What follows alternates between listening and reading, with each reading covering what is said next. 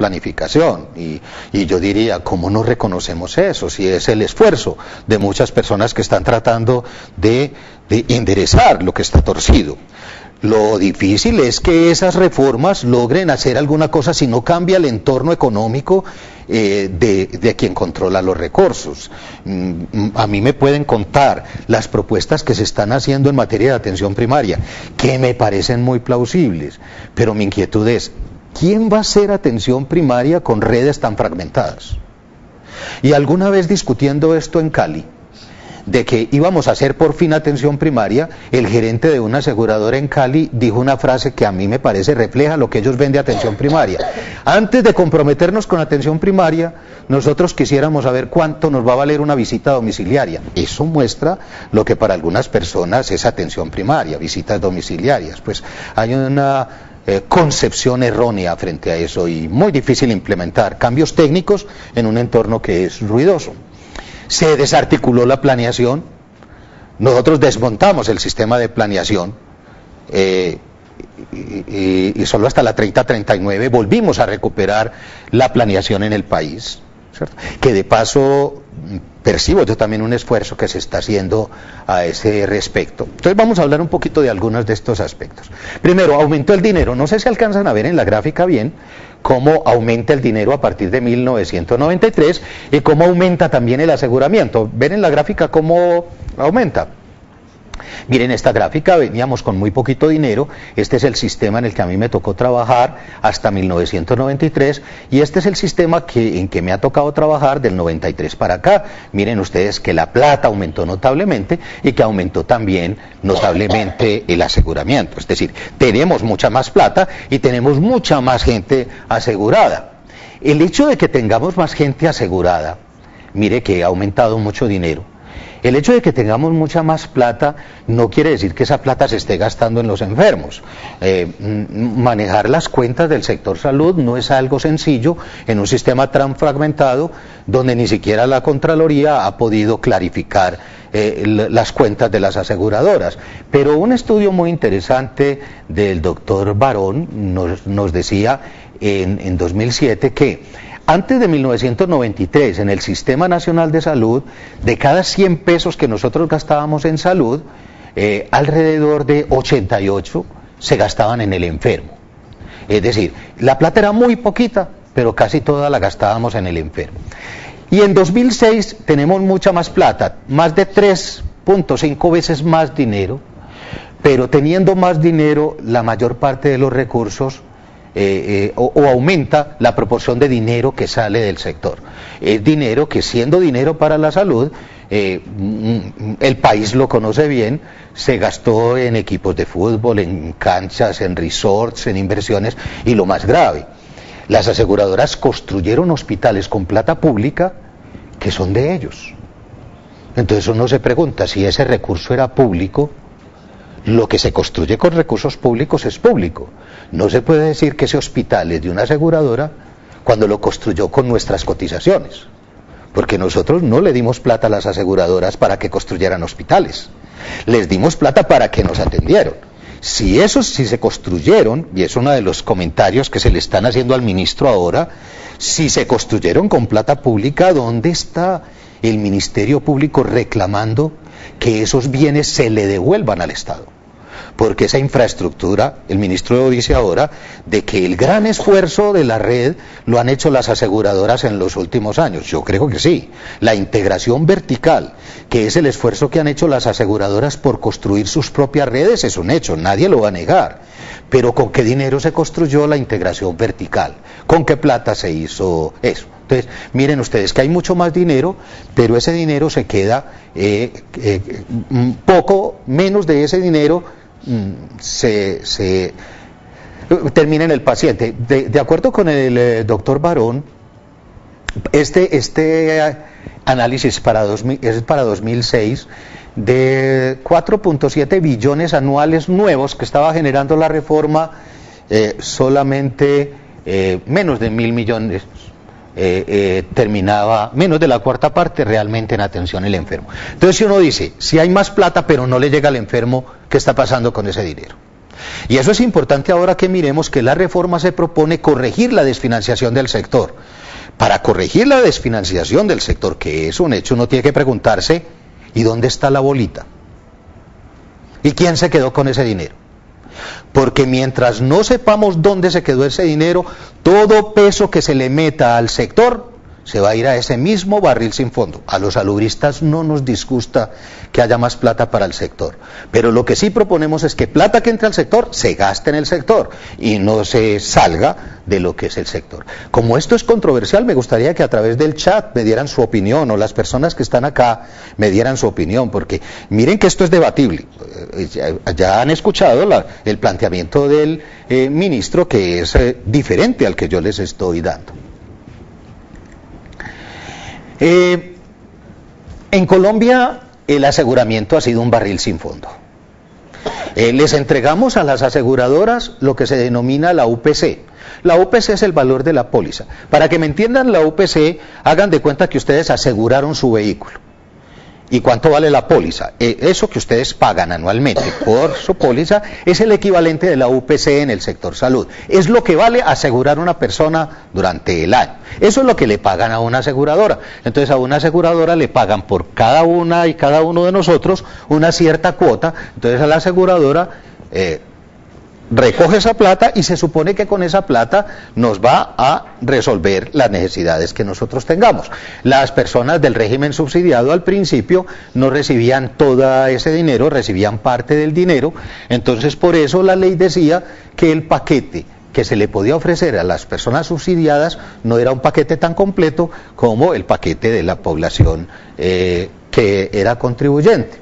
Bueno, pero cuando uno hace las correcciones, uno mira que una cosa es ver cómo ha aumentado el aseguramiento. Mire, el aseguramiento ha aumentado mucho, especialmente en el régimen subsidiado. En esta diapositiva yo les mostraba cómo ha aumentado el aseguramiento.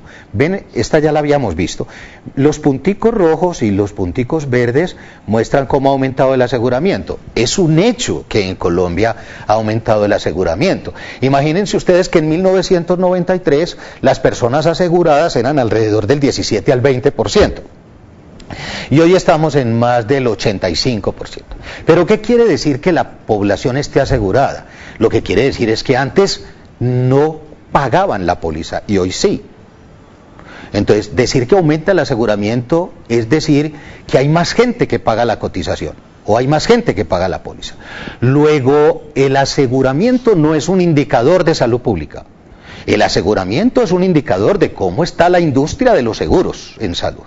Y mientras más personas aseguradas haya, más personas están pagando su cuota, directamente de su salario o el empleador, o a través del gobierno por el subsidio. Pero el aseguramiento es un indicador de que también va el negocio de los seguros, pero no es un indicador de salud pública. Luego hay que diferenciar eso. En Colombia es un hecho que ha aumentado el aseguramiento, pero vamos a ver ahora que eso no se refleja en lo que es el gasto en salud. Miren ustedes qué ha venido pasando con las tutelas, que son un indicador de la calidad. Muy bien, ¿hay una pregunta? Sí, pues mi pregunta, doctor, es que pues es una pregunta tal vez muy controversial, ¿sí? Pero en el momento en el que el gobierno, el Estado paga la unidad de pago por capitación, la UPC, por cada una de las personas que tiene asegurada a las EPS toman la plata y pues ahí es donde se ve que la cantidad de plata que ingresa a las EPS no se está utilizando en los pacientes, sino en a otros destinos. Hay otra parte que sigue después de las EPS que le cancela el dinero a los hospitales y internamente se maneja para que sean cancelados en los hospitales las necesidades que tiene el hospital. Entonces mi pregunta es, ¿por qué en el país no se nota como un seguimiento a ese dinero? ¿Por qué no investigan la plata que se destina directamente a las EPS, a los hospitales, sino que esperan en un momento determinado en que sale una investigación, empiezan a investigar a todas las EPS o a todos los hospitales? Por ejemplo, yo he notado como trabajadora de la salud que un gerente de un hospital puede dejar mal un hospital económicamente y sale de este hospital al hospital siguiente, a gerenciar en diferentes hospitales y de cierta forma se nota que van rotando. ¿Qué pasa con las investigaciones? Porque esto no tiene como un seguimiento en el que se pare y no se deje desfalcar el sistema de cierta forma. Es que su pregunta, que es muy importante, no solamente se la ha hecho usted, se la ha hecho la Defensoría del Pueblo, la Contraloría, la Procuraduría. Y a principios del año pasado, recuerdan ustedes, estaba la doctora Beatriz Londoño, de ministra de Salud, y en una declaración que salió por televisión, el presidente le planteó a la opinión pública muy preocupado porque se habían perdido 2.6 billones de pesos, y el presidente decía, y es mucho más de eso, en expresión del presidente Santos, esto es solamente la punta del iceberg de lo que se ha ido en corrupción y no sabemos, y vamos a llegar hasta las últimas consecuencias.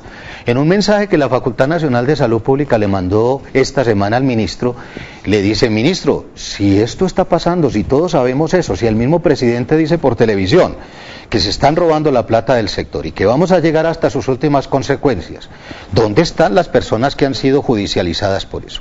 ¿Y quién ha recaudado ese dinero? Y para eso no se necesita una reforma de ley, para eso se necesita voluntad política de hacerla cumplir, pero es que son grupos económicos muy poderosos. Ustedes entenderán que en Colombia el nivel de corrupción se apalanca en grupos de poder que controlan muchas veces a un ministro. Es que recuerden la situación tan difícil de la doctora Beatriz, la ministra, cuando la ministra enfrentó la industria farmacéutica, que estaba poniendo los precios que quería los medicamentos, cuando el gobierno podía tranquilamente limitar los precios de los medicamentos.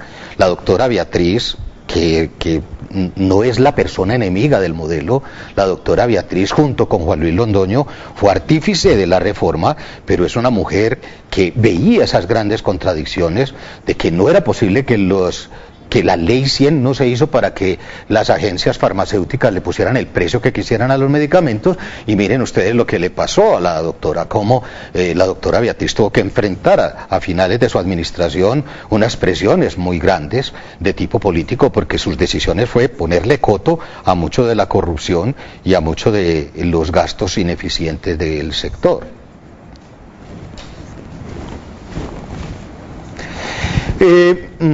Pudiéramos, antes de entrar a la última parte, mirar un aspecto que es llamativo. Es muy bueno que la gente esté asegurada, ¿no les parece? ¿No les parece que es bueno que la gente esté asegurada?